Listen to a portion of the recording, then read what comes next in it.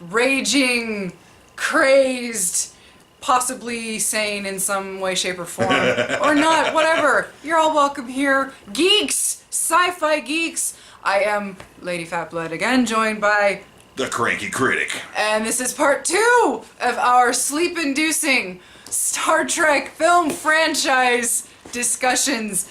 And on the heels of the motion picture, which I just remembered, I have the cassette soundtrack. The soundtrack. That's a true fan. On cassette. That is a true fan. Isn't that just the cutest itty bitty little thing?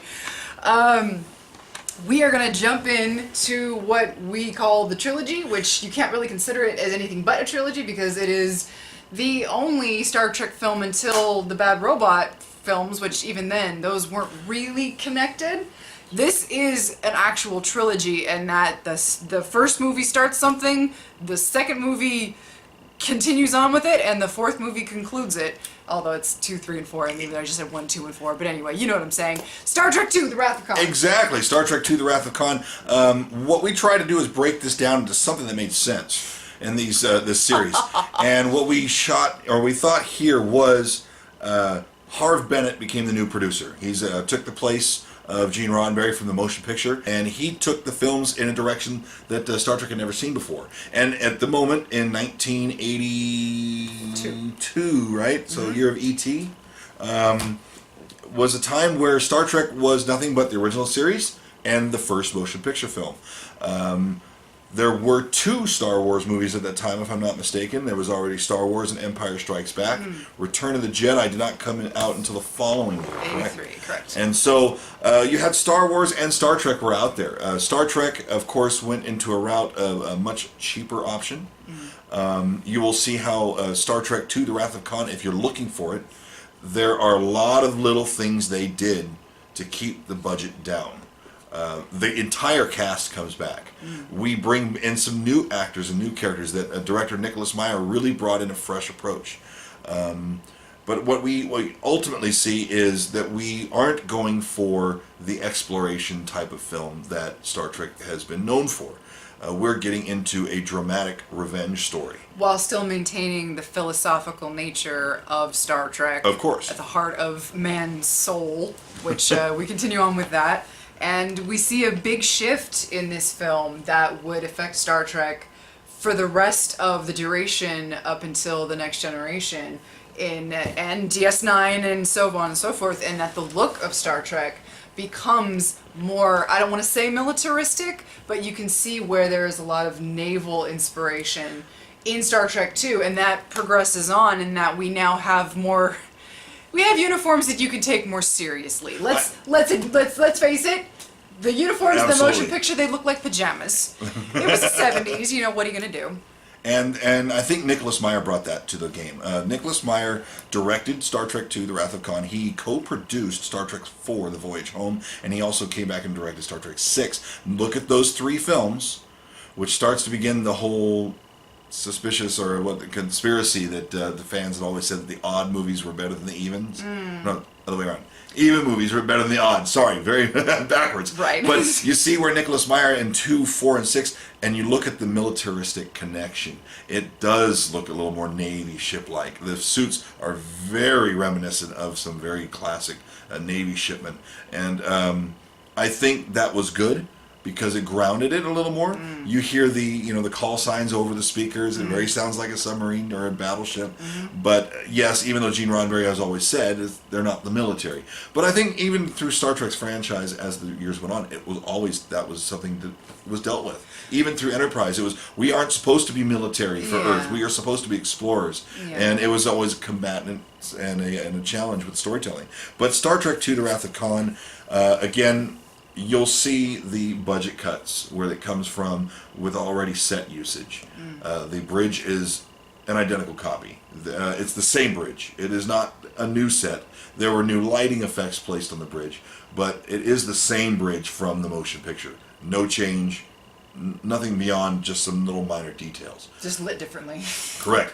The torpedo room, the famous torpedo room in this film, is the Klingon bridge from the motion picture. And if you look at the Klingon scene at the very beginning of the motion picture, who is Mark Leonard, who we know as Sarek, who's playing a Klingon. Well, the first time they had ridges, of course. But Yes. you look at the set and go, holy cow, it's the same thing. It's what it was once a Klingon bridge is now an Enterprise torpedo room.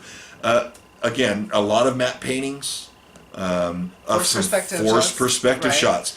Some that still amaze me to this day that I did not catch. And I was like, wow, now I see it, and it looks a little awkward in widescreen. But you look at what they tried to do without creating a set. They built a set in miniature and filmed through it to give you a feeling of expansion.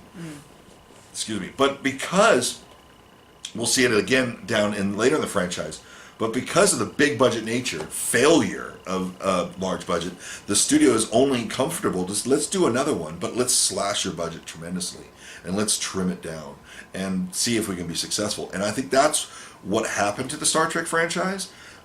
Paramount recognized we can make these movies and make money on a very low budget.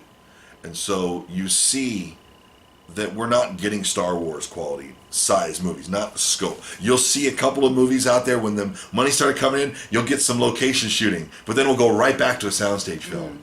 And Star Trek II definitely was a complete soundstage film. I mean, was there any exterior footage in this movie at all? No, they tried to make it look like it when they were on Ceti Alpha 5. Correct. But it was just a desert scheme with phony effects flying by the camera. And I think they fogged it up, but I don't even know where that scene was filmed, though. But, yeah, exactly. Yeah. Yeah. But beyond that, the film is a very tight film. It's a close film. It's the bridge of the Reliant was the bridge of the Enterprise. It was the same set, just redressed to save budget. So all the shots for the Enterprise were shot first, and then all the shots of the Reliant were shot second. And an amazing thing, after being a story of Khan, that was not only carried on from an original series episode, which really connected it. That was an excellent choice. But an amazing thing was how Ricardo Montalban and William Shatner never were face-to-face on camera the entire film. They never, ever were on set at the same time, because there is never a scene with both of them together. In the same when they talk on the bridge and the intercom, that's not filmed together. Yeah. That's edited together in the end process. So it's just a very unique thing that's this amazing villain brought through great writing, an excellent actor. The actor really carried it. Ricardo Montalban absolutely owned this character. Absolutely, he was Khan. And even if you can't get back past some of the cheesiness of an early 80s movie, it's just so well written. Which there's so very little, I mean, especially in comparison to the motion picture. When you talk about cheese, 1979 has it with the acting and the hokey outfits and whatnot.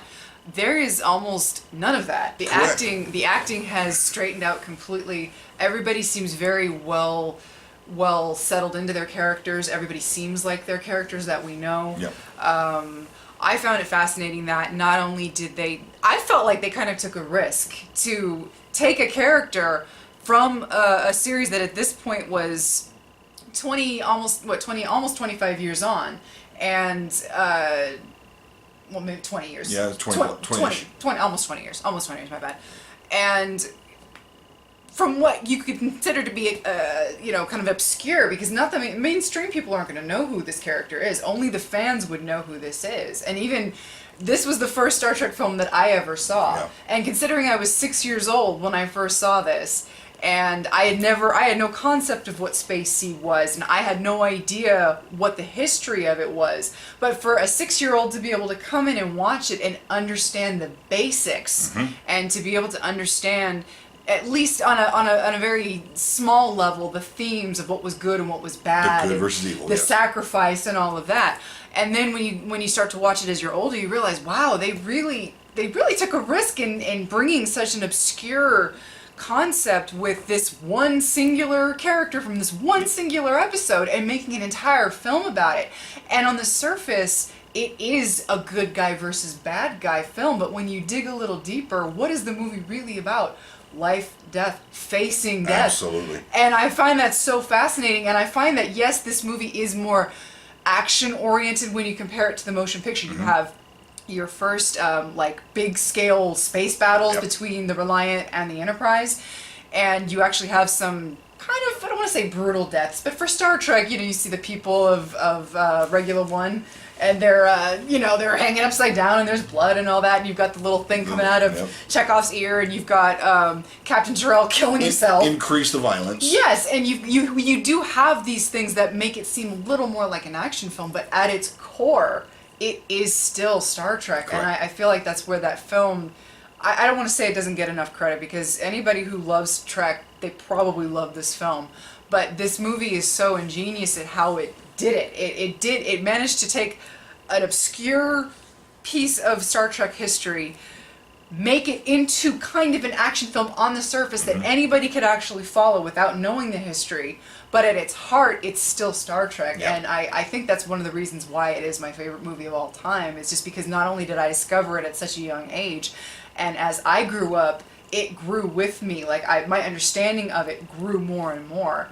That it's become such a part of me. Like, even the score, I can't hear the score without just getting like, oh. And the score is excellent. I mean, James Horner came in and did something completely different. Absolutely. From Jerry Goldsmith. Yes. But not to mention where the talk of the violence increase in Star Trek II: The Wrath of Khan, where the motion picture was actually originally rated G in theaters. The original theatrical version is a G-rated film. I believe they PG'd the director's edition, but I don't really understand why. Yeah, it's like you really didn't change much to increase the rating. That doesn't make sense. There are some funky ratings out there in the world, and some movies just go, why is this rated here? Yeah.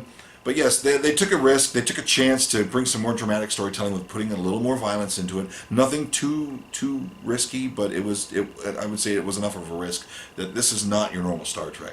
Now, again, something that's going to flow throughout the franchise, where this franchise has to adjust and change to its audience, and does it do that successfully or not?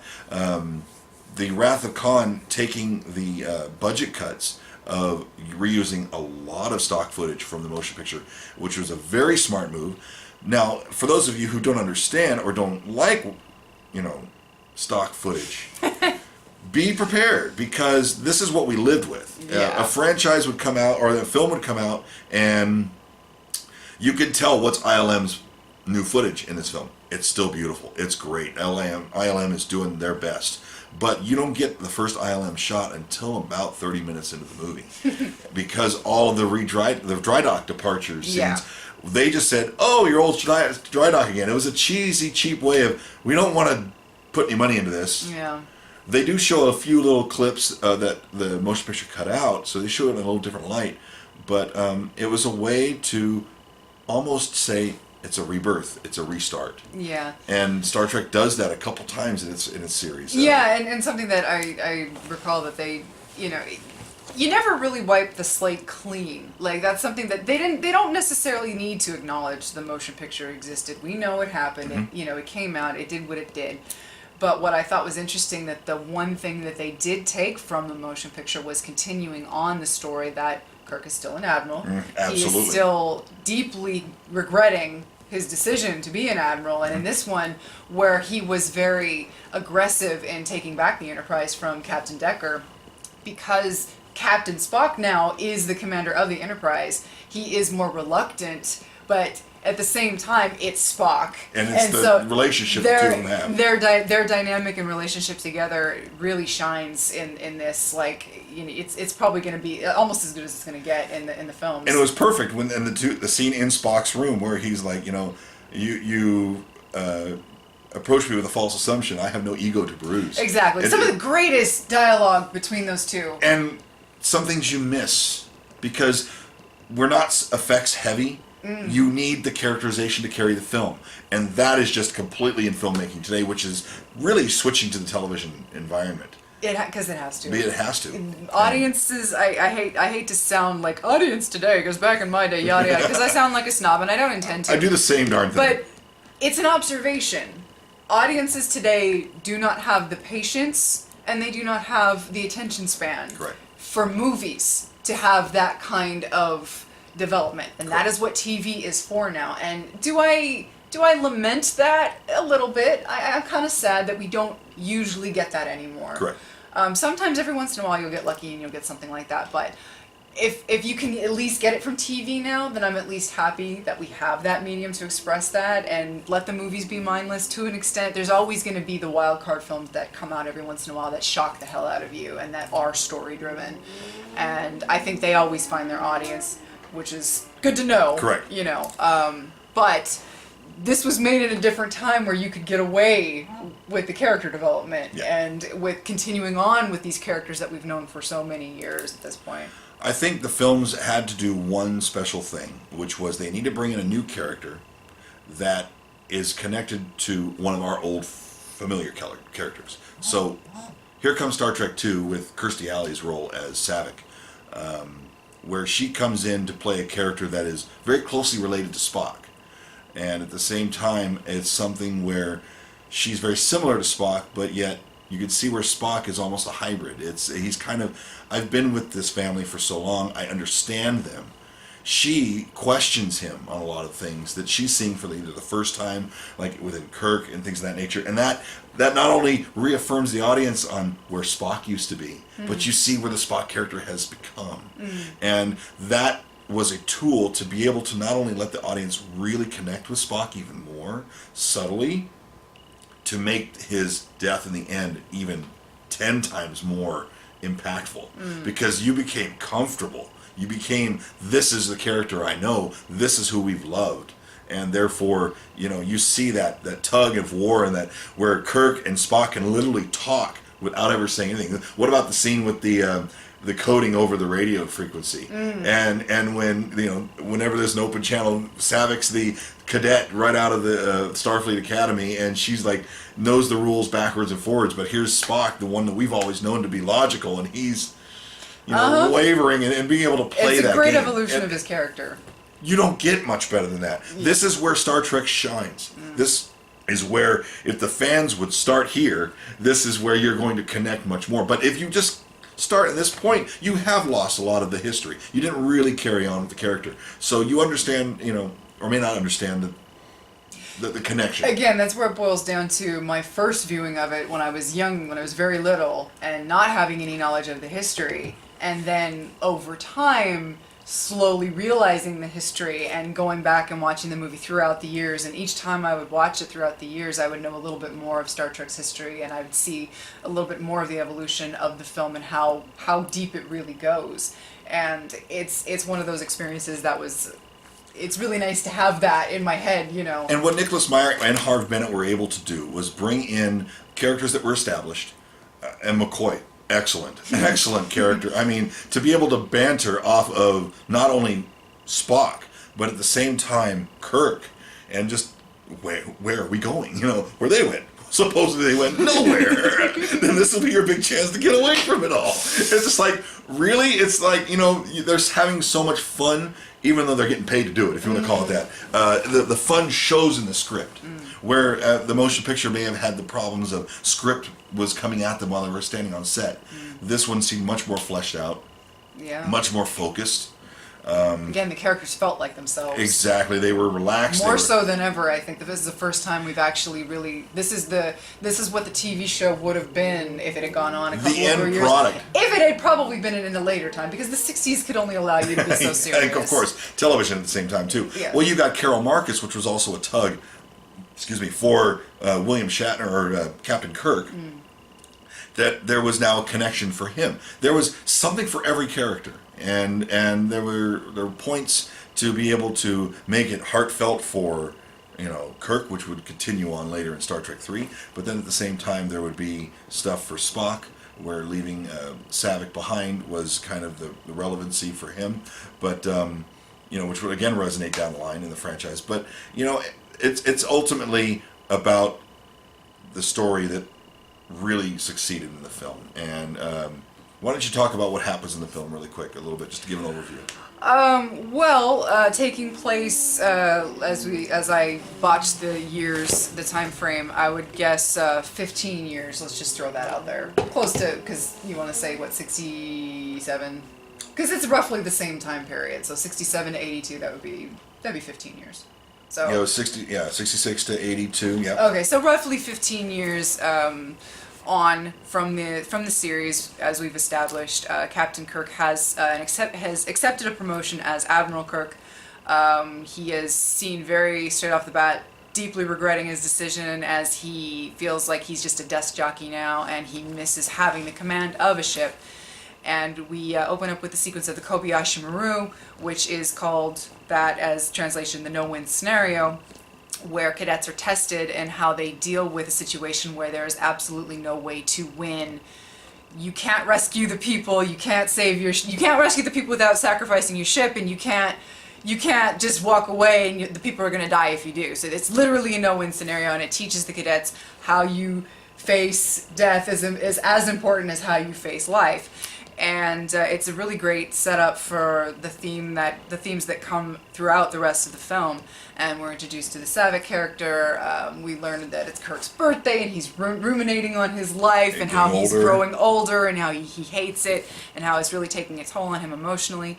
And we learn about the Genesis project, which was developed by Carol and David Marcus, whom you later find out that David Marcus is, ta-da, Captain Kirk's son, from a previously, God knows how many kids he really has out there, but this is the one that sticks, okay?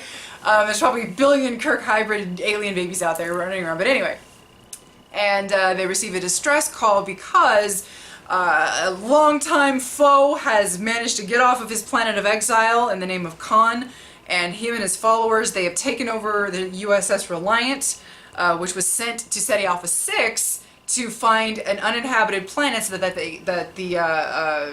the science team could test the Genesis project on the Genesis device onto, which creates life from lifelessness. And they touch down on SETI Alpha 5, not realizing that SETI Alpha 6, how can the freaking Federation not know that a damn planet exploded how many years ago? 6 months! Loopholes. 6 months after Khan's cronies female cranky critic were dropped off of SETI Alpha 5. SETI Alpha 6 explodes. The shockwave shifted the orbit of this planet, and everything was laid wasted.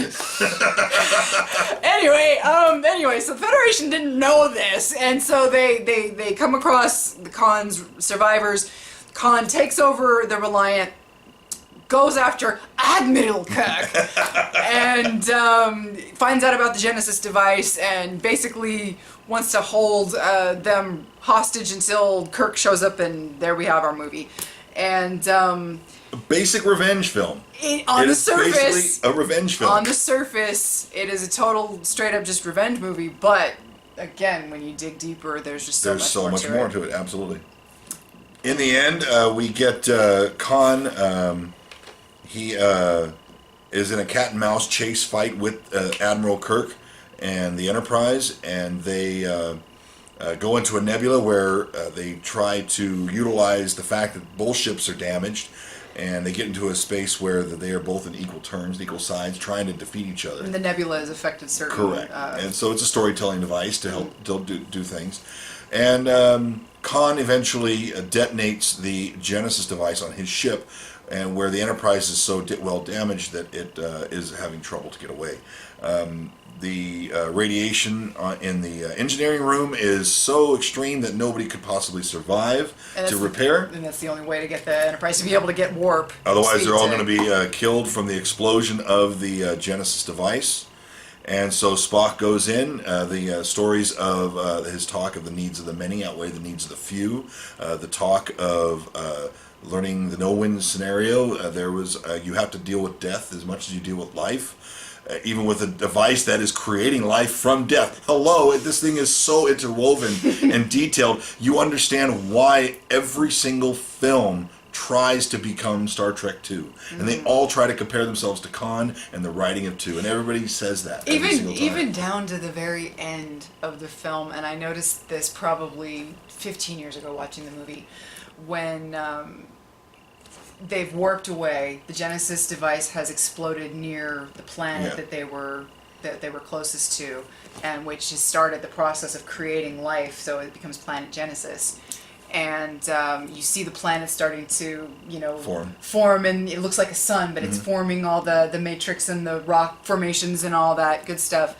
And as you see it forming and Kirk is running down to the engine room, you realize that Spock is dying as the planet is coming to life. Correct. I noticed that, like, you know, again, 15 years later, and it's like, oh my God, this movie, how dare you? So well done on such a low budget. Now, of course, Spock sacrifices himself to save the crew, and you get an excellent ending to an awesome film.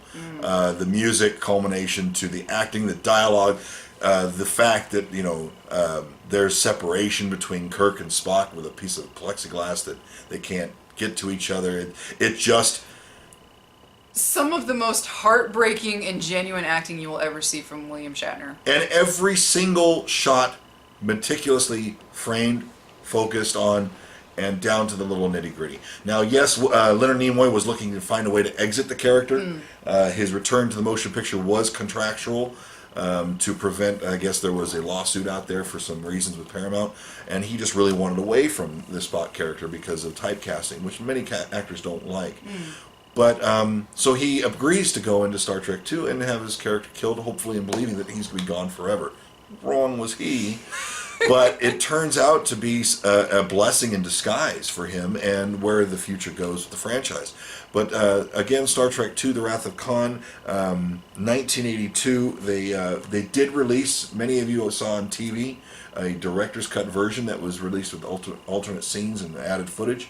This has been released on Blu-ray recently, right there. And, of course, that's where we get an alternate take and a view on some certain things. What is your thoughts on the director's cut? Okay, well, so the director's cut, like you said, is basically the cut that I used to watch on TV, which was the version that we had on VHS, because my mom never bought movies back in the 80s because they were like $60 a VHS. So whenever something would come on TV, she would sit there and record it with no commercials. Of course. And that's how I accidentally watched Star Trek II for the first time, because Star Trek II was on the same VHS tape as The Wizard of Oz and The Black Stallion Returns. Recorded in SLP. I remember those days. Of course it was. We're not even going to bother explaining. And so it went in that order: Star Trek II, Wizard of Oz, Black Stallion Returns. One day I accidentally rewound it too far back, and I was like, hey, it's a weekend, I got nothing better to do, I'm 6 years old, what the hell am I going to do but watch this movie? So that was the version that I actually watched for years. Very long time. Very long time. And it wasn't until we got an actual official VHS box set from my grandfather that I would actually start watching that version, which is the theatrical version. And obviously the Blu-ray version is the first Blu-ray is the theatrical. So I was used to the extended cut, and then I got more used to the theatrical. Going back and watching the director's cut, it's I don't really have anything to compare it with, but I will say that it's nice to have. Agreed. But I don't find it necessary. Agreed. And there are some other director's cuts out there that bring more weight to certain things. I would say Aliens would be one of those. Absolutely agree. I think James Cameron, I know your opinions on him, but the fact is, everybody knows for some reason... Hey, I liked his old shit. I love his old For some movies. reason, he makes a great film overall. It's just he's got to trim it for theaters for whatever reason it is. And I think with Star Trek II, The Wrath of Khan, some of the shots that were extended were also retaken. They were different takes. So you don't get the dialogue scene delivered in the same manner as the final theatrical cut. And I felt that not only pacing and the cuts that were chosen for the theatrical version were superior. I felt that, yes, it was nice to see a little bit of addition and understanding that the director's cut brought in, but I think it took away from the seriousness of the film because a couple of the shots were just a little cheesy. Especially the dialogue with Scotty's nephew in the engineering room. Whom you don't know why he would go to the trouble of bringing this one rookie to the bridge who's all burnt and horrible, and why he got so upset when he died. In the theatrical version, we'll come to find out in the director's cut, that is his sister's son, which makes it his nephew. And so it makes a little more sense, but you could still also argue that, well, it's just a young crew member that Scotty had to watch die, and he was proud of him because he stayed at his post when the trainees ran. That was the ultimate, this feeling the audience had from our original experience of it. Yeah. So it wasn't a necessity to have it in there, but it is interesting on the flip side to know why. But when you watch both versions and then you get used to the theatrical. Where I had the challenge was, I think, mostly with McCoy, or Leonard DeForest Kelly, was his delivery of the line in that take just wasn't as strong when he asked her, what about the rest of the inspection? It seemed like a softer approach to the line, which I really liked the banter of the cut that was used in the theatrical. I think it really made Shatner's, like that, really a little bit stronger. Yeah. Also with the scene after Scotty's nephew had passed away in engineering, I really liked how the end scene was delivered with McCoy saying, "I'm sorry, Scotty," cut. Yeah. It really made that scene stronger rather than, here's Duhan or Scotty crying and storming out of the room. Thank you, Doctor. I'm sorry that you couldn't do anything. And he starts off a little whiny. Not to say not to take away from the scene, but I get it. But then there was a talk and a dialogue with McCoy and Kirk that really wasn't strong either. Well, I'm still left in the dark, and why is this here? And he just wants to kill me, and he wants to take revenge for what he's done. It was truly a scene that didn't need to happen because it was almost like something the audience really already knew. Mm-hmm. So I felt the theatrical version was stronger because of what it trimmed, and it made a better overall connection. Mm-hmm. The director's cut is nothing to say I don't want it. Yeah. But I think this is one of this is one of the first movies where I bought this as a shelf piece. Yeah. And I jumped to the theatrical more. Yeah. I don't care for the alternate take of inside of what was the regular one, Space Station. Oh, when they're talking to each other. Yes, the take seemed off. It did seem a little, not improvised, but like when they're all arguing with each other back and forth. It just went on a little too long. Get your things where they are handy. It was almost like that dialogue didn't really play very well. Yeah, it didn't flow as well as the more concise theatrical version. And it was stronger in the director's cut where they ended up with what about the Reliant? She's still on her way. And then it gave an impact to the scene. It did. So you understand, again, not every film succeeds, but some movies that are filmed, it isn't the same film when it comes out after the editing process. Editing really creates a movie, and you see where they trim and cut and reshoot, and welcome to the world of Hollywood. That's what this is all about. But in the end, director's cut is still an excellent film. And if you're a big fan, you definitely like getting every little tidbit more that you can. Yeah. What other scenes are new in this? I'm trying to remember some other things right now, having not watched it so recently. It's been a while since because I popped it in when we bought it, and that was a while ago. So. I remember. I think there was a shot in the Turbo Way where they were talking, where you see them. You remember when Kirk is running to Spock at the end, he's going down the door and he opens the door, but they have a shot where they're going up, when they come back onto the Enterprise before they go into the nebula. There's like some more dialogue between them, it's just really added nothing to weight. I don't even but know it's pretty bad. There's just a lot of little tiny things that before he says they're inoperative below deck 11. What is working on this ship? There's a shot of them just climbing through the turbolift, going up, like they're walking up and climbing up to the bridge rather than taking a turbolift. Oh, you mean after they get back from the planet? Correct, after they got back from the planet. Okay. It's just some little added things, and you'll hear the soundtrack loop, because it's extending something that wasn't originally filmed with the original cut of the orchestra, so they have to extend. And so it creates an unflow, and you'll get the tenses are a little different in the scene and the way it plays out. And so therefore, if you really liked that theatrical version, you kind of get a different feel on the scene, which is good. That's the point of a different cut. And you could choose which way you like it and which way you want it. I think I really come to find that I like the version with the director's cut. Even when they talked about the Genesis device, a very good philosophical discussion between McCoy and Spock. And, we're talking about Universal Armageddon, and then they go into some more dialogue in that scene there that's added between Spock and McCoy.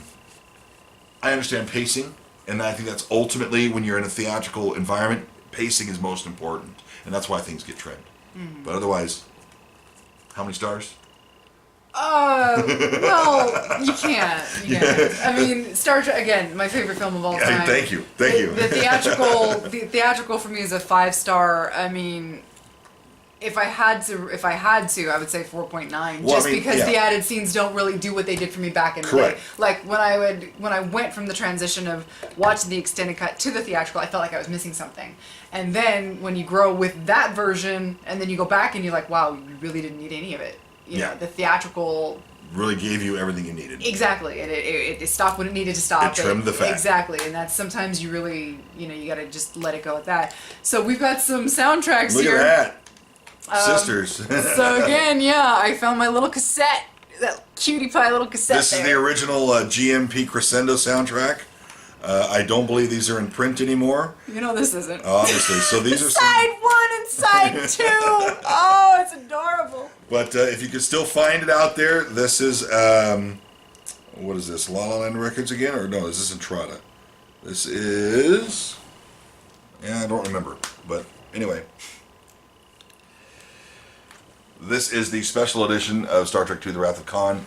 Definitely all the soundtrack scores and all the songs. Yes, to this credit, we had nothing but this version for years and years and years and years, and getting to hear, it's only 2 minutes long, but getting to hear the music where Spock actually dies for the first time, like actually getting to hear it outside of the film, was one of the greatest soundtrack moments I've ever had for a score, just because there's some bits of music that you only get to hear in the films because they weren't released on the score, and to actually get it in the score, it's just like, oh, thank you. I just want to thank fans, because of fans like us and fans like you guys, things like this happen.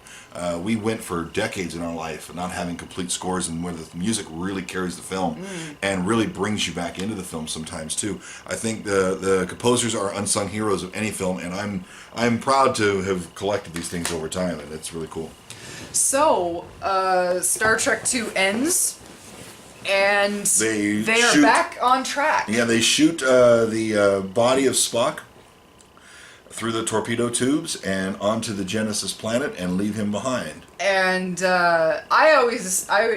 some people were like, why would you leave him? Well, my assumption, and maybe you have your own theory, why didn't they take him back to Well, because they were so jacked up, they didn't know when they were going to make it home. That's a very true thing, but I think, again, they say that they were trying to end the story there, right? And you could tell that they put the remember thing, and I think they ultimately knew. Kind of seemed like it. As they filmed the movie, whether or not they changed the ending, I think they ultimately knew we are going to go with another one. Because why did they do the remember thing? It would never have been put in there if they didn't plan on doing that. So the movie does well.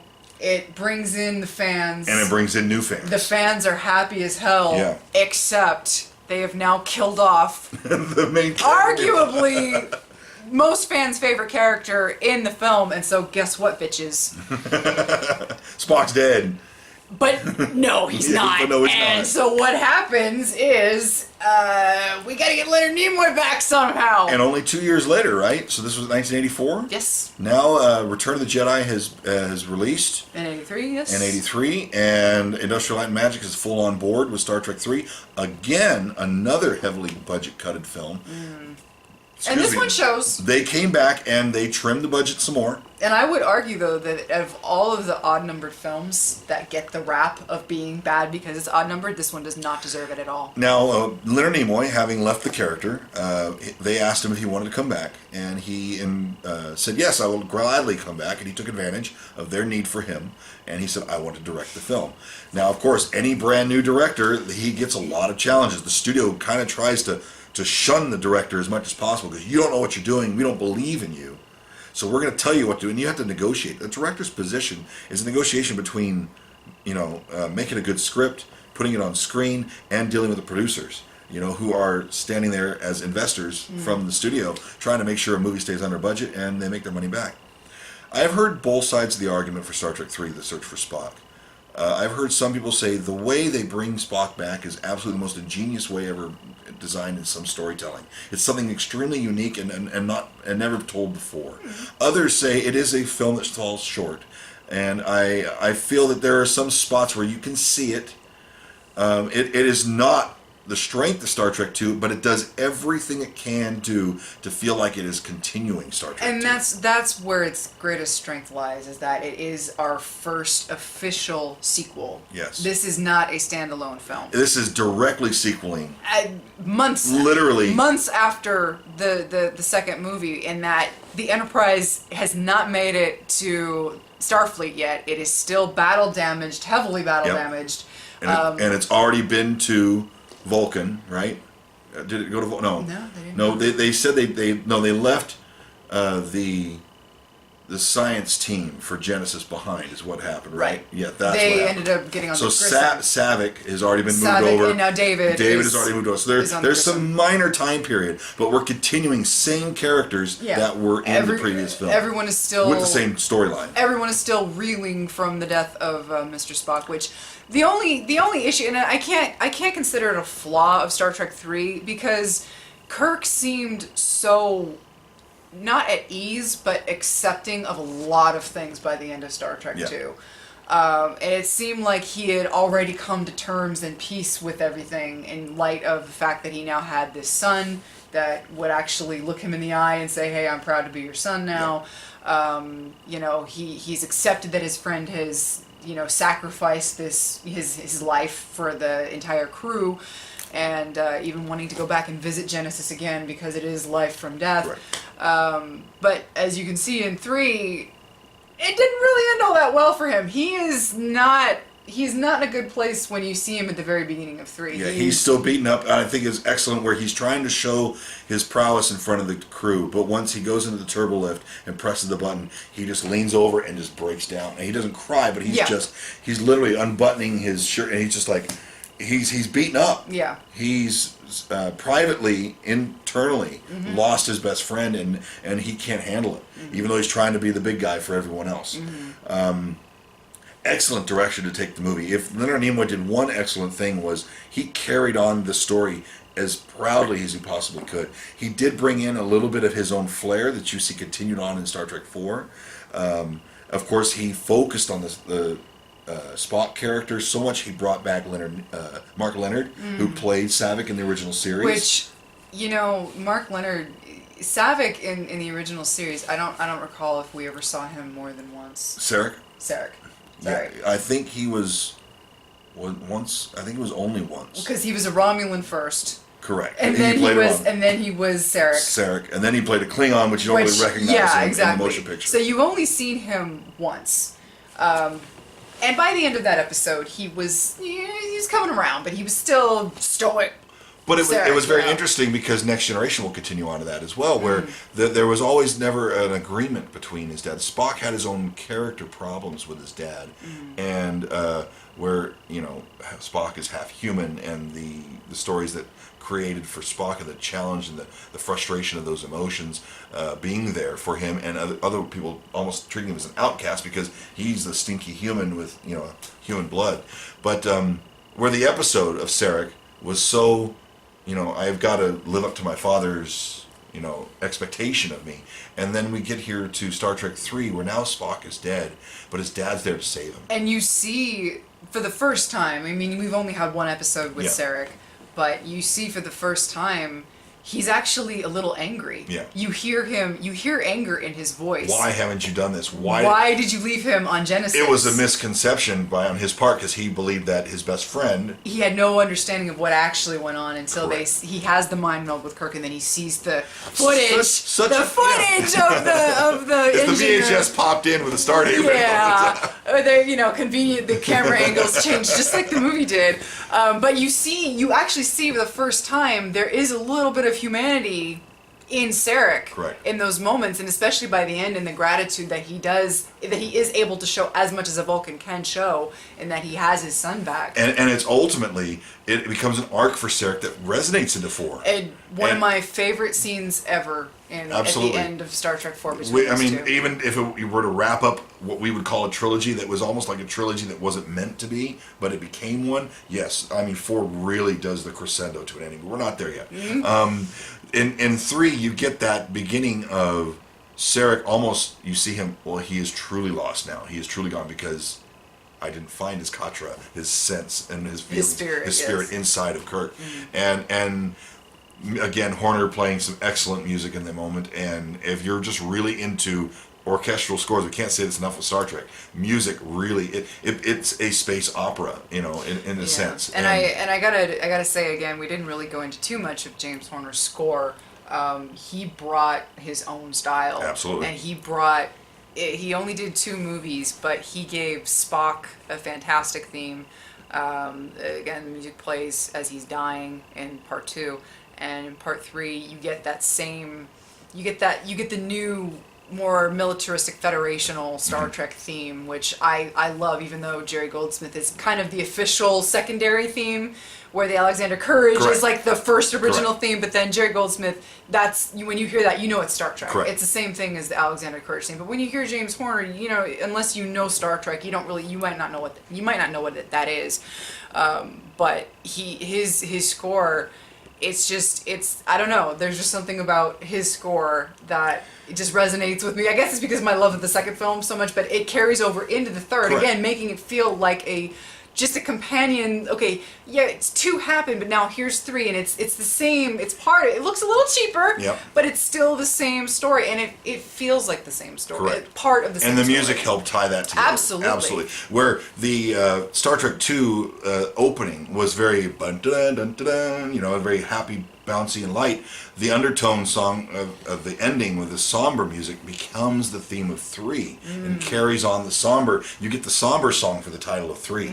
And I think another thing which was very interesting was, for audiences, maybe those who are nitpickers will catch it, when they roll the credits at the beginning of 3 and you see William Shatner's name, but then there's a long pause missing Leonard Nimoy's name, and then it goes to DeForest Kelley to focus on Leonard Nimoy's not in this movie. Oh. Leonard Nimoy, there's a gap there where you would expect William Shatner, Leonard Nimoy, DeForest Kelley. There is a long pause between the 2 titles and a cloud blow and an edit, basically. Interesting. But it's just one of those little things to throw in there. Is he coming back or not? Yeah. It was kind of those. He's behind the camera. You see his name there for directed by, but it's all about where's this going to go and how are we going to get to the end. Yeah. In the story of Star Trek 3, it continues on where Kirk returns the Enterprise to Earth.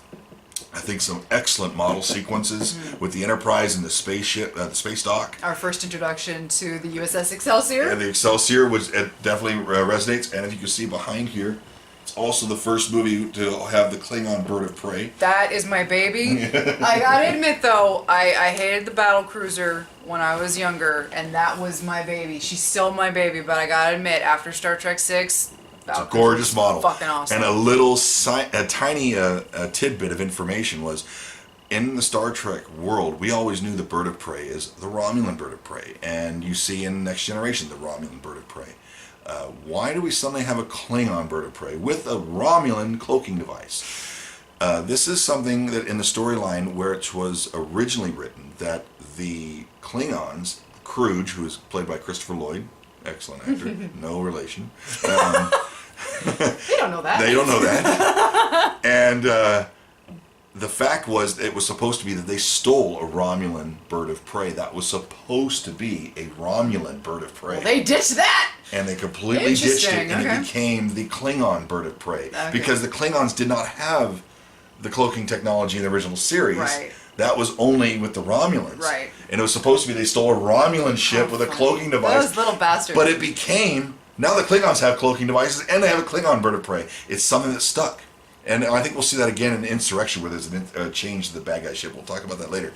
But it's, again, something that comes out in the script that didn't make it into the plot, and it stuck with the audiences, and it worked. Yeah. So the Klingon bird of prey just lived on as the Klingon bird of prey, and there was no other storyline behind it. I think another thing, too, where Saavik in Star Trek 2, underwritten why she was crying at the end of the movie at Spock's death.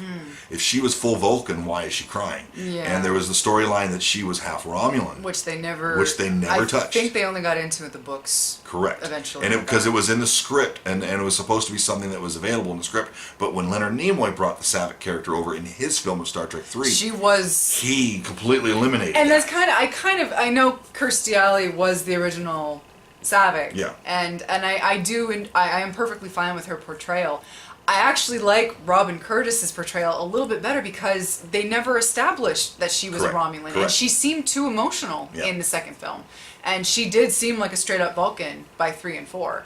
And I kind of liked her version a little bit better because she is, since they never established that, why was Kirstie Alley acting so like a little bit And it's the Vernon Prey talk again. It's Yeah. something that didn't come through in the final film, and the audiences didn't connect to what they originally were doing in the script and behind the scenes, and it carried on as something different. So again, this was a trilogy that wasn't meant to be a trilogy that became a trilogy. Whether I liked it or not. So it's one of those kind of stories. Yeah. And of course, through the Klingons learning that the Genesis device could be used as a weapon that can destroy, planets, etc. They believe that, of course, the Federation is creating it to wipe out the Klingon Empire. Of course. And, of course, this is a rogue Klingon that's trying to go take care of matters on his own. As we find out in Star Trek 4, they're pretty much, just doing their own Exactly. thing. And so, therefore, the Enterprise is returned to Earth, and we come to find out that there's a possibility that Spock has an eternal soul, and we just need to go back to the Genesis planet. The Genesis planet is now deemed off limits. McCoy has tried to hop a freighter illegally to the now banned planet. You cannot... His planet forbidden! And he's now under arrest because he's caused this scene. Oh, what a great scene. Oh my god. How many fingers am I holding up? That's not very damn funny. And so he's under arrest, and so now that Kirk and crew have found out about this possibility, they have to now steal the Enterprise because the Enterprise, because she is 20 years old, as they say in the film, her day is over. The Excelsior is the new blood, and they are now decommissioning the Enterprise. And so, mind you, that this is supposed to still be the original Enterprise from the series.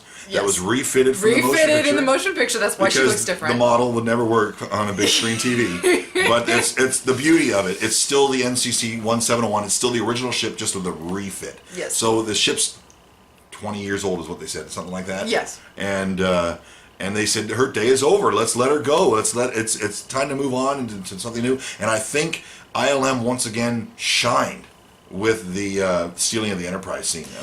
Just something I don't think sci-fi had seen. Yes, I like Star Trek with the slower ship movement. It makes them seem bigger and more majestic, but the mixture of James Horner's music there. Yes, okay, the Excelsior Bridge looked like something in my backyard. and it looked like my little video we tried to make. And okay. But yes, Miguel Ferrer, he did his thing, and he was there on the bridge, and they got the Excelsior shots they needed. Moving on. Hey, they did what they could. It was what it was. It was not the Reliance set again. It wasn't the Enterprise set refitted. They tried to make it look more futuristic and more new, and that's fine. That's great and said and done. But it did, of course, it started to create that universe. It started to make sure that Star Trek was becoming a universe. We had elements of space dock, of Earth, of other planets, of characters and ships, different types of ships, and villain ships and things of that nature, and the cloaking devices and being able to detect a cloaking device. All that little kind of stuff. And you get the Grissom, which is like a science vessel. And so it really began that franchise feel. We're not going to mention the ship turned upside down. From Star Trek 1 into Star Trek 3, which represented the... What, was it 2 or 3? No, that was 2, wasn't it? The regular one was the space station flipped upside down. Yes. It was the same model from the motion picture Around the Earth. They flipped it over. Oh, it's okay. And I think Star Trek 3 didn't suffer from stock footage. I don't think it did. I guess they couldn't have when you think about it, because there was no Reliant. The Enterprise was beat up, but they show the same warp shot I think twice with the Enterprise, just with the cut scenes. But beyond that, I think where the movie put the money into special effects, it is a heavy soundstage film. Even the exterior shots on the planet obviously are all sound stages. Well, you can't really fault that because the planet is destroying itself and it's different climates and it's what Star Trek was. Star Trek Yeah. always in TV, always was sound stages for that kind of stuff. Not until later, Next Generation, they start doing real life location shooting. But Star Trek original series was 90%. They went outside in a couple of episodes, but that's just what production does. When you can work it and make it work, it's going to happen on a soundstage. It's cheaper. It's not a lot as expensive. But in Star Trek 3, of course, we get the fact that the Enterprise is stolen. A very poignant moment for Kirk because he's got to defy orders. Kirk, you do this, you'll never sit in the captain's chair again. And that resonates. Not even hesitates. Thank you. And they get to the point where they get to the planet, they meet the Klingons. Not a very big action sequence, but they did something to just say, okay, these ships are, done. And their Enterprise is obviously very weak. It gets one hit and it's done. I wasn't expecting to take her into battle, that kind of thing. Yeah. The secondary plot, obviously, is that Saavik and David go down to the planet during all of this other, stuff that's going on before they battle. And they have found the empty That's right. tube of where Spock was buried, and his burial robes are still in the torpedo tube. And they eventually come across a young child that Saavik works out is, say, DNA scans and all that. It's Spock. And what you find out is that because Genesis creates life from lifelessness, Genesis has reborn basically. Now he's been reborn and he's growing up very quickly. But you find out because David cheated and he screwed with the matrix workings of the Genesis device so that he could get a quicker result from the device. It was taking too long in his opinion, so he used something that was very unstable to create faster results. Well, those faster results cost him because the planet was now creating itself too quickly and it was now dying, and that's why Spock is now aging very rapidly. As long as he's there with the planet. Correct. As long as he's with the planet. But what you also find out, obviously, is that he's there, but only as like a primal subconscious level. He's alive, but his mind isn't there. He's still a newborn child, but he's aging rapidly within the hours. And there's no spirit inside of him, so he doesn't speak. He just kind of cries and he yells a lot because he's growing so quickly. It's painful. At one point, you see him screaming as the planet is shaking and collapsing in some parts, and you see his cheekbones start to pop out. That weird little shot, the little model, little odd little shot, and he's turning into Leonard Nimoy Spock. We don't need to talk about the Ponfar scene. The Ponfar scene. We don't need to really talk about that because it's a little. It is what it is. But anyway. Every 7th year of his adult life. Yes, and we have this nice little finger fucking. Anyway, finger bang, baby. Anyway, so the Klingons and the Enterprise, the Bird of Prey and the Enterprise, they have now been facing off, and neither one of them really knows how bad each other is going, and both sides are asking, why aren't they firing on us? Even Krug is outnumbered. They're going to that man is 10-1. Because the Enterprise is much larger than the Bird of Prey, much stronger. And he doesn't understand that the Enterprise is currently damaged in a very poor state. And then there's only like 5 people on the ship. And so it brings in the actual Admiral Captain Kirk that we know. It's time to bluff your way out, and what we learned from Star Trek 2, he always cheated death and always found ways around death to be able to never have to face it. And so here he is having to use the tools that he can to wiggle his way out of this problem. But unfortunately, Krug has given the captain, or the admiral, an ultimatum. If you do not give me what I want, I will kill one of the prisoners. And Kirk has to talk to David, his son, who is a prisoner of the of the Klingons, with Saavik and young Spock. And Krug basically says, hey, I meant what I said, and so I want you to kill one of the prisoners. I'm going to kill one of the prisoners. And so we get the infamous scene where guy pulls out his knife, goes around, and he's about to stab Saavik. And David, being Kirk's son, jumps in the way, has a brief tussle, and gets his demise. Right in the chest. And so that now brings... it basically it forces Kirk to do what he might not have done before. This is now the ultimate no-win scenario. He's just lost his son. He's about to lose his best friend again. Yep. And he literally has one Choice, and that is to lose the one thing that he loves even more. To destroy his ship, that which he's been trying to get back So that's technically the motion picture. and which comes at a little bit of a shock if you have not followed the franchises, because the ship becomes part of the story. And the fact that I think Paramount truly is the one that does that. They focus on the effects and focus on the ship. I think ILM was the right company to do that. The optical effects and the decisions they used to be able to give a devastating send-off to a creature, which you would call the ship, dying and exploding and sacrificing itself. And I loved how quiet it was. There was no music until you finally see her in the atmosphere. And it makes the music even more impactful. Exactly. And you see them all looking up from the planet's surface. Now, I get that that's kind of the end of Act 2, and a lot of times I feel that Act 3 is where it suffered the most, because once you get to that point on the planet, it's now just a rush to get off. Some of the editing starts to seem not strong, because there isn't the music happening during the fight sequence between the crew. That's true. It's also very quiet. And it's almost like, why was this decision made this way? And I'm not saying Leonard Nimoy made it bad choice. I think he made the best choice possible because of what he was working with, whatever they did. But again, I think just like with the music coming down with the Enterprise, it was best to have that music come right back up as the sun came up. And that's a personal moment for me. Of course. I had seen Star Trek 2. That was the first film that I saw, and I want to say I saw Star Trek 3 and 4. So I saw them in order. Star Trek 3.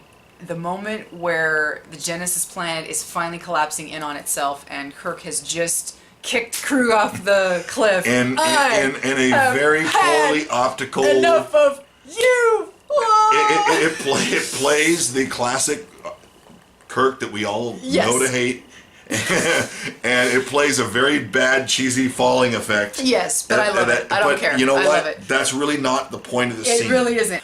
So my personal moment is you get to the scene after all of that, and Kirk looks up, and as the planet is caving in on itself, the sun starts to rise, and it's basically signifying, okay, the sun is rising, but the planet it's dying, and so he's got to get Spock off of the planet and back up to the bird of prey that's now has the rest of his crew.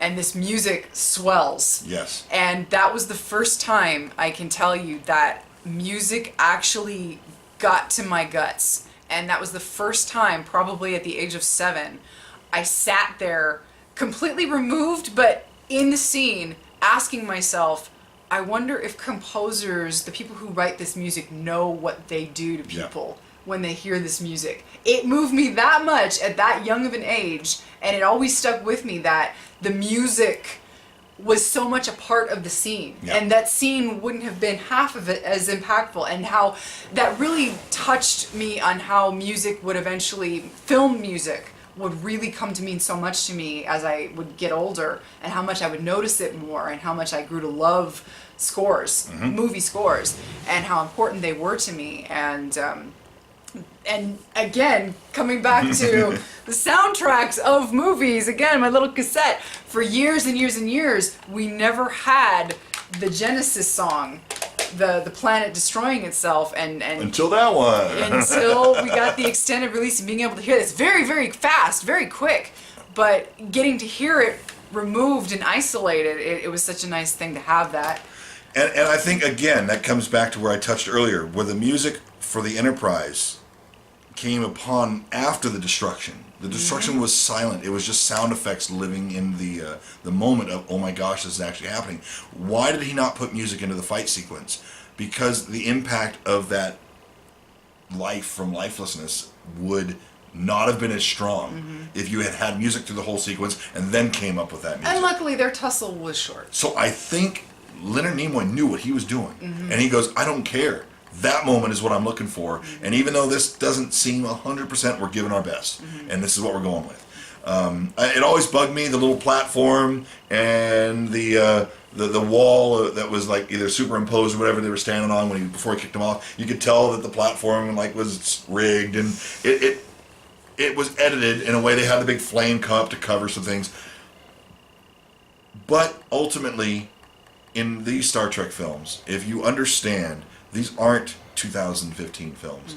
These were films that you only put that aside. Everybody today says, why can't I see this? Why can't it look more real?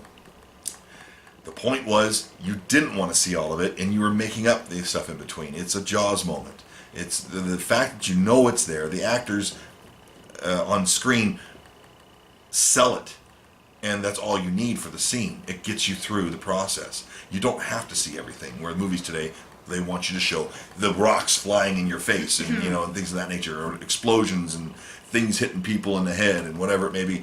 But Star Trek 3 then goes off into another final sequence, which is still very long, which is slow-paced, kind of somber moment on Vulcan when the soul of Spock is transferred back into his body. Two great pieces of music with the Enterprise returning to Vulcan and then the Katra ritual. Both with the bird of prey returning to Vulcan. I'm sorry. And both great pieces of music that are just like so understated. And the moment even with McCoy over his body, and he's like, "What do I do with this? Remember? Tell me, please." And that struggle, the struggle where it was like, we've come all this way, we've lost all of this, just for you. And then to just like, now what do I do with it? It's like, I've been dealing with this emotional pull and this struggle for so long. And he basically, the first time that McCoy admits that, I missed you. Yeah. It's a great moment for McCoy. Hello, monologue. Characters. Exactly. Arcing. Changes that were not originally planned, but ultimately were perfect to make this quote-unquote trilogy. Now, yes, back then in the 80s, everything had to have the 2, the 3, the 4. That's just the way movies were. It was kind of like to prove franchises. Now, where today we keep those numbers off and we just give it a subtitle to say it's a different chapter. But this is okay. Even though 2, 3, and 4 may not really heavily sequel 1, there are a lot of things in part 1 that still came over. Not only the sets, but I mean, even as we go into Star Trek 4, where Spock's soul is transferred, and he does one of the most amazing endings. Yeah, it still kind of cliffhangs, but for fans and for what it was when they did the silence, and he walks over to Kirk and he says dialogue that he said from the previous film, and how they go, and he's confused. But it's coming. It's there, but it's still him, but he's still. It's a fan moment. It is. And it's a fan moment that it was like, okay, yes, we took this risk and we won. And this is the stuff is what made Star Trek fans. It's not the Darth Vader prequel story. It's not the I got to see how we came to Darth Vader. It's we're still pushing forward with the characters we love. We've lost, but then we're loving again. And so it's a little more grown up, and it's not so action heavy, which I think is why it doesn't resonate for a younger audience. And now in today's world, it's so much more character driven rather than effects driven.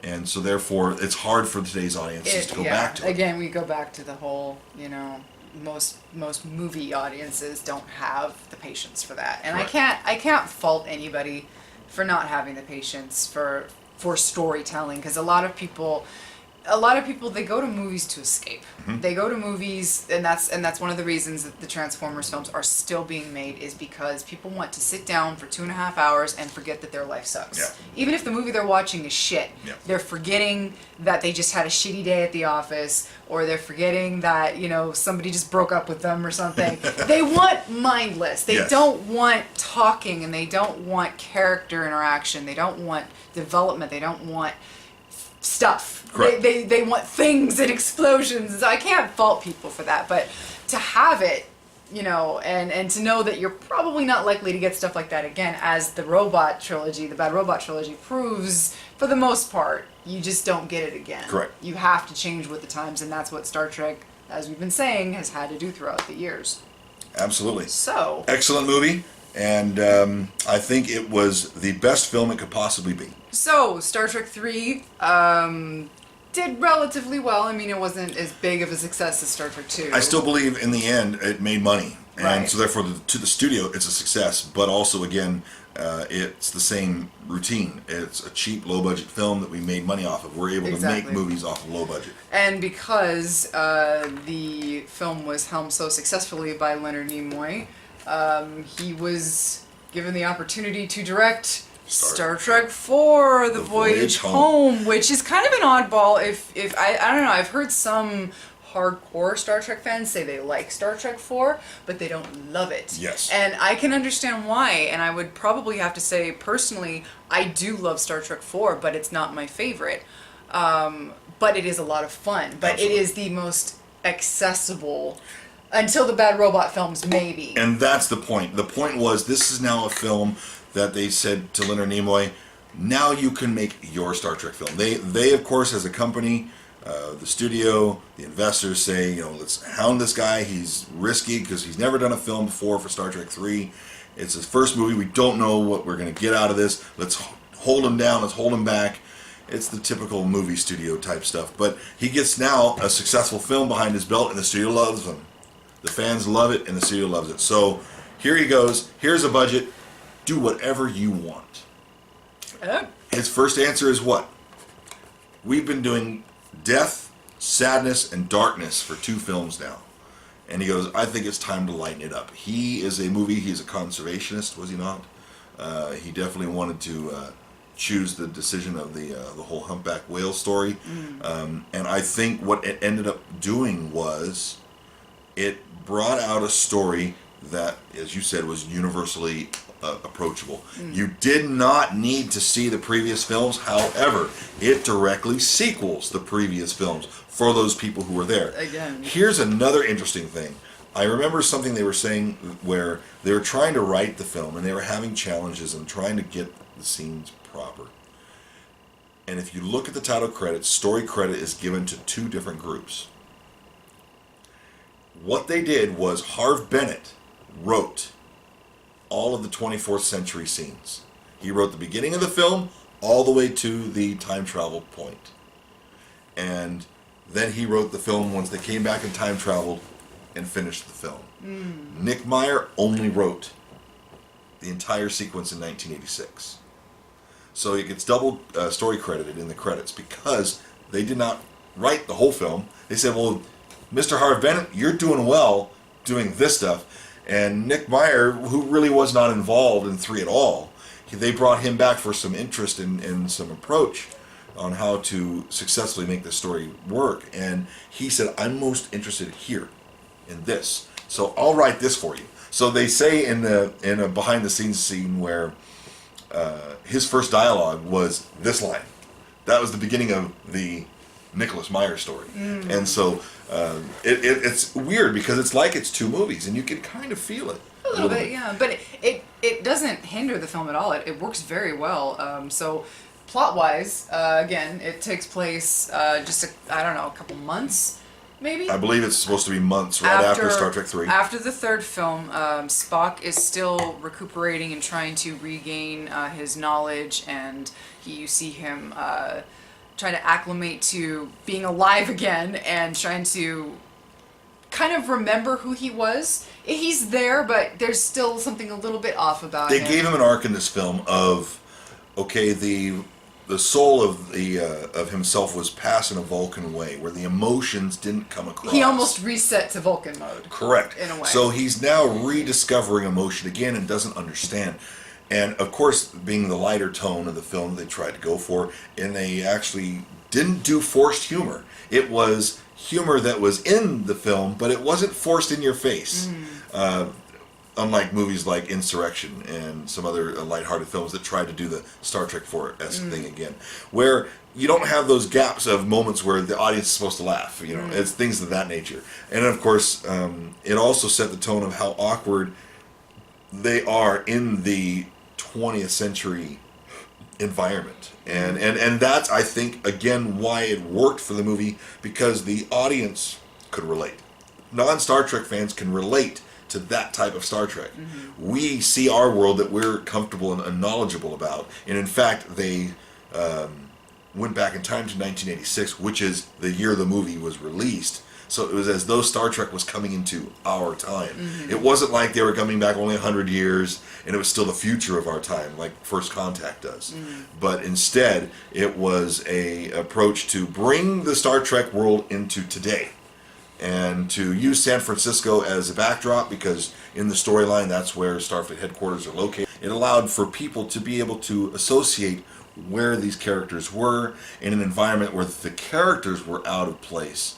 And of course, it created for a lot of lighthearted moments and connectivity for an audience that may not have been a Star Trek fan. And I think, of course, another audience would have been a lot of conservationists, because the movie really took a direction of promoting that type of future. Yeah. Where in this only way that Star Trek could really do it was trying to say, look at what you're doing in your world today that could potentially harm the future. Yeah. And in a sci-fi setting, what's the story of Star Trek 4? The probe from unknown corner of the galaxy is currently threatening the planet of Earth, and it's sending out signals, which is no one can answer it properly, correct. And so it's shorting out everything. Starships are going dead in space, and it eventually makes its way to Earth, where of course the Federation headquarters is, and you see that there is a hearing going on before the probe hits Earth, where you see Ambassador Sarek along with the Federation president, I don't know if you called him president, and members of the Klingon High Council, who are arguing that Kirk is a renegade who unprovoked, murdered, and destroyed hijacked a Klingon vessel, stole the Klingon vessel, killed the entire crew unprovoked, and Sarek basically shows up to Earth to call the ambassador out, the Klingon ambassador out, and say, hey, you guys know better than it's your interpretation of it. Yeah, and the guy, the Klingon's like, we have the right to preserve our race, and Sarek's like, you have the right to commit murder. And this great scene, and everybody basically, somebody shouts out, you pompous ass, out of nowhere to the Klingons, and they storm off, and in essence, it was another way of recapping the story from 3 yes. to kind of let those people who didn't watch the previous films, here's what's going on. Yeah, so Sarek is now on Earth at the Federation when the probe hits, and basically the crew of the Enterprise, they get this message the president sends out saying, stay away from Earth, there's a probe of unknown origin, all of our power systems are failing, get away from the planet, we can't stop it, we don't know how to stop it, and Kirk and the crew are getting ready to go and basically turn themselves back, turn themselves in on the charges that they know that they're going to face, because they did steal the Enterprise, and they did go to a planet that they weren't supposed to be. The planet was then destroyed, everything involving Genesis was destroyed, and so they get the signal from Earth, from the probe, and they basically work out through Star Trek means, through sci-fi means, that the probe is sending out a signal when you change the frequency to account for it being underwater, because it's attacking the Earth's oceans. They find out that it's from an extinct species that went extinct in the 21st century of humpback whales. And so they go back in time to a point before where the humpbacks were endangered but not yet extinct, and that's our plot. They basically have to go back in time, find a couple of humpback whales, bring them back to the present, or to their present, and let them answer the probe so that it'll leave them the hell alone. And there you've got your film. Of course, and hope it all works. Yes, and of course you've got your BS slingshot around the sun, and that travels through time. But Star Trek is always coming up with BS. The fun part about that, it almost goes back to Star Trek 2, taking elements from this TV series. That is exactly how, when they traveled back in time in the original series, what they said and what they do. You never saw it in the original series effects. You hear it through a captain's log of Kirk, and he says, using our slingshot around the sun effect, we traveled back in time to the 1960s. Because they did this in the original series as well. With the guy that did the ship. And they never ever something of that nature. Like Tomorrow, I remember the name. I don't remember the name. He was a fighter. He was jet fighter pilot. Correct, and he sees the Enterprise in the atmosphere. Right. Well, anyway, they at least used an element that they had touched on before. You just had never seen the effect of it. Right. Now, an interesting part is that this film already starts from an outside approach. The Enterprise is gone. The Starfleet ship isn't there. We are in a Klingon bird of prey that is now our ship. Okay, understand, we now have a budget. The bridge just looks totally different. And so, yeah, there's a budget thing here. The movie shows a lot more strength in the budget. Unfortunately, James Horner chose not to return by his own accord. He just simply said, I've already done enough Star Trek, and I have nothing more to say or play. Which, to be, in all honesty, this movie was so tonally different. Very different. Tonally different to 2 and 3 that I think Leonard Rosenman's score was actually very appropriate. It fit incredibly well. Unlike RoboCop 2. We can't even touch base on how inappropriate his score for RoboCop 2 was. It's not even possible to get into that. And RoboCop 2 is another video log for another day. It's a guilty pleasure. Some of y'all know that for me. But his score in Star Trek 4, it was completely appropriate. It was lighthearted when it needed to be. It was fun. Serious when it needed to be. It was very fun when it was everything Dramatic. it needed to be. Exactly. And one hell of an orchestral ending. I mean, when you go into the end credits of this, and I mean, I know to jump at the end of the movie, but just to go into the end credits when it still showed the still shots of the film and some footage, very different approach. Yes. Very different from any Star Trek film that we're normally used to. Very much. We're not getting the fanfare Star Trek theme and just, you still do the warp off into the stars, but at the same time, it's just so tonally comfortable and unique. And it really wrapped up what we would call a trilogy story. And at the same time,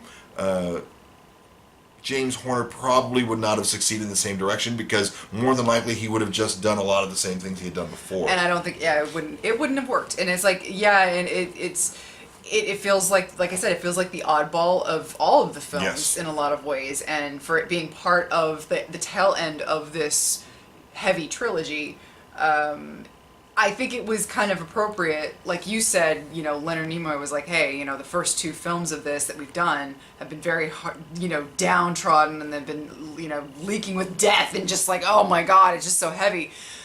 It was the wise decision to go out this way with this particular film. And it allowed Leonard Nimoy to shine. It really did because, exactly. Up until 2009's... I believe Star Trek, yes. The Star Trek, this was the most successful film of the Star Trek franchise.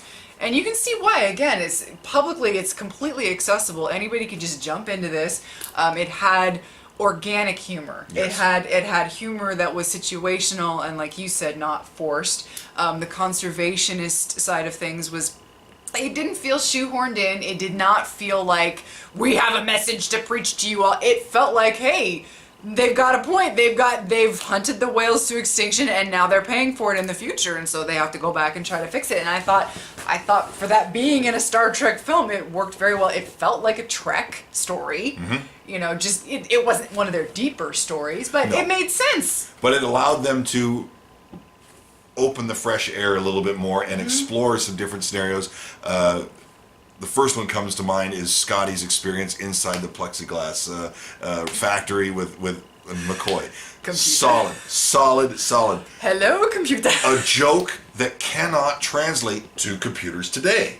Because today we now do speak to our computers. That's true. And they talk back to us. That's true. Again, I'm part of what Star Trek has done to our society and the focus and the drive to those nerds out there that are making a ton of money off the general public. But, little things like that in 1986, that was a drop-dead hilarious scene. You've got Sulu trying to run the Huey helicopter, and he turns on the wiper blades, and he's trying to turn it off. Okay, a little cheesy, but, it's still all good and fun. We get a fun scene that turns into a humor scene with Chekhov getting captured. And then the jokes of trying to escape with him outside of the hospital. It's a fun romp, yes. And it throws a few gags and humorous things. The old lady getting a new kidney when McCoy, what is this? The Dark Ages.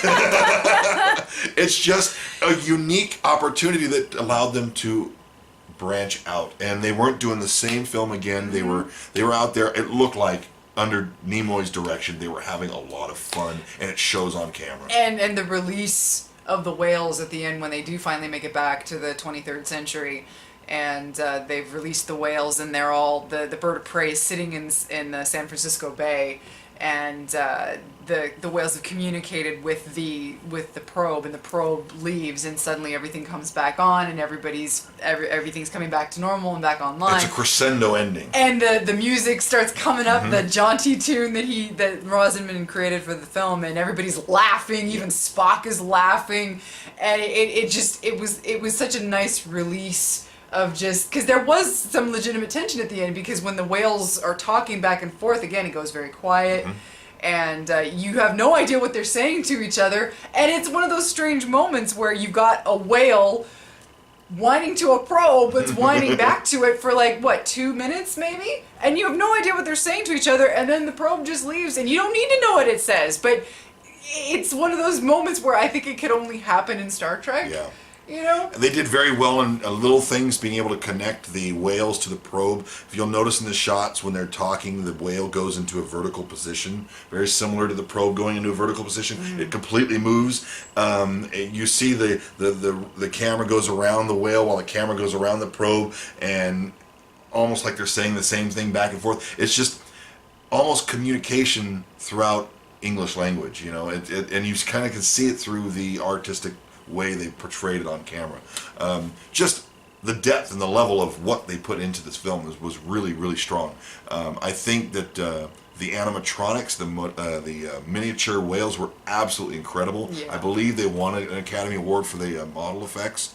But although none of the Star Trek movies have ever won any awards for Best Picture in any way, shape, or form, but they have won a lot of awards for makeup and for other things. And I think Star Trek 4 really was one of the top pictures for that. But of course, in the time of 1986, when Star Trek 4 was released, that was the 25th anniversary of the Star Trek franchise. What you're going to see here in this time and era is that the franchise is actually making its peak climb. It hasn't reached the top yet, and the moment of peak, but it's actually in a thrusted environment where what we didn't get in 1966 because nobody was watching it when it was on the air. The sleeper hit that it created in the 70s because it's on reruns and we're trying to get it back up and started. What the first film didn't do, but 2 started, 3 came up, 4 climbed it, and now here we are at a 25th anniversary, which is already rare in this time for television, and we get another TV show. So Star Trek The Next Generation airs in 1987, just following, 86 or 87, something like that. I think it was 86.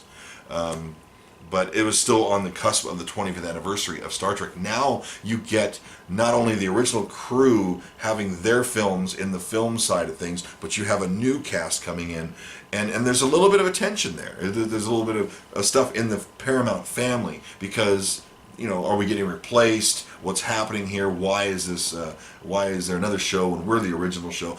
We've heard a lot of that kind of stuff too. And of course, we're not going to go dive into Next Generation here, but it took that show a couple years to get on its feet and did extremely well. So you now have a very strong theatrical presence, making a big budget movie. Oh, I want to say a modest budget movie. It still wasn't a big budget movie for the time, but it was a much bigger budget than Star Trek 3 was given.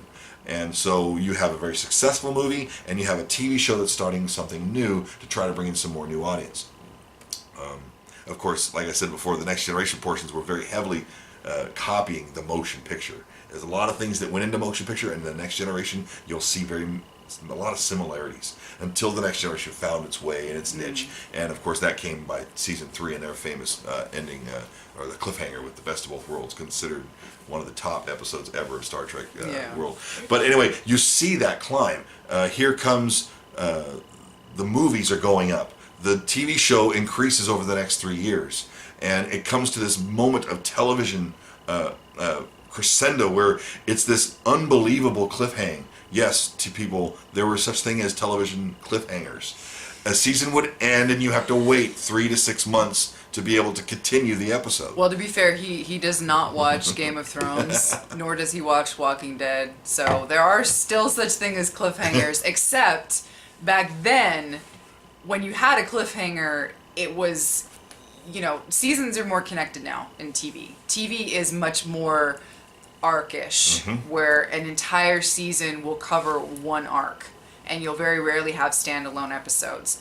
Back then, you had almost nothing but standalone episodes. Every once in a while, you would have a two-parter, and Correct. then you would have a cliffhanger. And so cliffhangers were more of a big deal back then. Now it's expected for a season to end on a cliffhanger because, you know, oh my God, what's going to happen next time? You know, When you normally show had comes back. sweeps events like fall or spring, those were the times we get two-parters trying to connect an audience. And the sweeps period was usually a ratings period. You didn't get a show rated every single week. Ratings only happened certain times of year when the peak interest of watching television. Very different era than now, the streaming and the binge watching world. But of course, Star Trek was showing its ability to have a stronghold on both the theatrical environment and the television show environment. Kind of a renaissance, like a golden... And it culminates once Next Generation ends. And you'll see what when we talk a little bit more about that when Star Trek 6 and Generations come up. But the fact that Star Trek 4 was so successful allowed them the freedom to be able to say, let's keep on going. And therefore it allowed for a TV show. Gene Roddenberry was loosely involved in the creation of it, and I think Gene Roddenberry eventually passed away during the show of Next Generation in 1991. That was closer to Star Trek 6's time. That's why it was dedicated to him. But talking about dedications too, in 1986, Star Trek 4 was dedicated to the crew of the Spaceship Challenger. That was a very traumatic event for the nation, and the fact that a lot of the fans tend to be very science-oriented, NASA inspired, things of that nature. Of course, we all know the story of how the first space shuttle, which was not a space shuttle that went into space, but it was fan pressure to NASA to name the first space shuttle Enterprise. And there was a big event in the I want to say very early 80s. It might have been 80, 81. I don't really remember my space shuttle program too strong right now, but anyway, it was at Edwards Air Force Base where they were testing the landing capabilities of the Enterprise space shuttle. And of course, they had the Star Trek cast come out and unveil it. Star Trek became something that transcended fantasy and it connected reality. Ultimately, it's a TV show. Ultimately, it's money. Ultimately, it's art. And every director brings something different. The challenge of putting it on film is very different than the challenge of putting it on television. And we've talked about that before, where you have to have certain stories that are in a theatrical environment. And I think Star Trek for the Voyage Home really, really tapped into the whole experience extremely well. Yeah, and it managed to, again, be the oddball, but still feeling like Star Trek and still touching on the themes that are important in Star Trek. We mentioned earlier, one of the best scenes to come out of that emotionally was the very end after the crew has basically been exonerated from all charges, except for the Admiral, who has been reduced in rank to captain. Shame on you. How dare you. Here's your punishment. You get your shit back. And Sarek and Spock have this just absolutely beautiful moment. Yes. Where for the first time they kind of in their own Vulcan way are able to kind of reconcile a lot of the kind of tumultuous past that they Correct. had between each other, Correct. even though it's only been one episode worth. Correct. But that conversation conveys so much, it almost feels like they've had this long history that we've witnessed, but we really haven't. But the way it's structured, we are able to kind of fill in the gaps based on what they say to each other. And there's this great moment where the music finally cues up. And they walk away. And Spock walks away, and Kirk and him walk away, and then they're on their shuttle on the way to their new ship, which they're assuming is going to be the USS Excelsior. And of course, the big reveal is that in a matter of just a few months, for no reason, they have built an Enterprise NCC 1701A. And it's become a staple in Star Trek environment. And ever since then, we now have our succession of Enterprises, models A through now, I think it ended with the E. Well, that our main. Okay. We've gone all the way to J. Oh, and what Enterprise, the Enterprise J was shown, but it was only shown as a one room and a picture on a wall, and like they're standing on the Enterprise J, so you never see it in a effects form. You see it on a picture. You see a diagram on the wall that shows the shape of the ship. Oh, okay. So they're standing on the Enterprise J in the future in a war, the time war, whatever they had back in that show.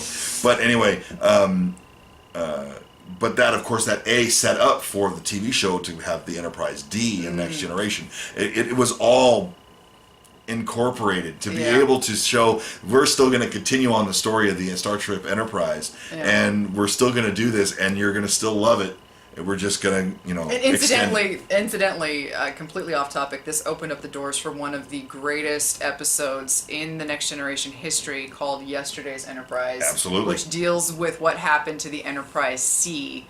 Because what's sad is that we actually get to see the Enterprise B in Generations, which we'll get into, but as I think the history of the B is that it didn't really last much longer after Generations. And the C has an absolutely tragic history. Gets rewritten and it's still tragic, but it's an amazing... But it turns into an ultimate twist in the TV show. And it's an absolutely amazing episode, and I think that's one of those episodes that really solidifies what it is to be a Star Trek fan, and how much that show could just get under your skin, and how good the writing could actually be. And I've even watched Yesterday's Enterprise recently, and of course you have to get over the decades-old production. But in the same tone, and this we'll talk about it more in Generations, but it still just reminds you there is a story that they created out of this. They didn't plan it because it arced over multiple seasons. It's just somebody went in and go, I'm going to grab this and let's see how it plays. Good writing. Yes. Good writing. But of course, it's a big major franchise. How many episodes? I think there are 700 plus episodes of TV shows. The TV was very different back then. And that's just it. There's so much. You can only do so much without repeating, and it's hard to make new stories, but you've got to bring new writers in to bring something in.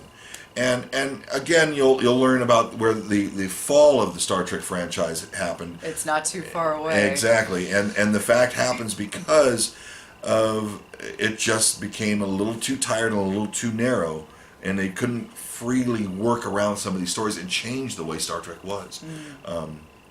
Which more than likely with Discovery is what they're hoping for. We'll see where it goes with that TV show. But Star Trek 4, what have you got there? So we've got the original release. That is one of my first CDs I purchased. Holy hell, look at that. I want to say 95 or 96. Damn. And that is not a big soundtrack there. 11 tracks. And in fact, only 2 or 3 of the tracks are like compositions that weren't even in the film. But then, of course, who is it? Is it another Entrada release? Entrada released the Star Trek 4 Complete that gives you a couple of discs and really cool stuff. And it's really nice to have a lot more of the music. And there are a lot of extras in there, different alternate titles. Even the I Hate You song is fully on the CD from Entrada. You have to. Star Trek 4, again, like we said at the beginning, it doesn't necessarily become the first movie the Star Trek fan base pops in. But nobody denies that it's not an excellent film. Yeah. The fan base loves it. There are some people that it connects to more to that film than others because it did bring in a new audience. Just like Star Trek 2 brought a new audience, Star Trek 4 brought a new audience. How are we going to see this continue on as the films go? Are they going to be bringing new audiences in? I think that's where some of the challenges happen with when the production company starts changing. This is still Harve Bennett, and Harve Bennett produced 2, 3, and 4, and because of his success, we continue on into 5. And that's where now you ask yourself, why didn't we add part 5 into this video? Well, it's because the trilogy really set itself apart. 5 continues the story, but almost from an outside point of view. It continues as though the ship of the Enterprise, but it also doesn't necessarily pick up where this one left off. So, on that note, that is going to conclude our part 2 of the trilogy of Star Trek 2, 3, and 4. Are we only at 2? We're only on part 2, folks, like we said, settle in. That's why we broke these up strategically. Believe it or not, there is a method to our madness. So that is it for that, and we will see you soon for part 3! We're going to talk about what? Star Trek 5 and 6. Which will effectively mark the end of the original series as a whole cast in the films for them. And we will see you next time. Like, share, subscribe. Like, share, subscribe.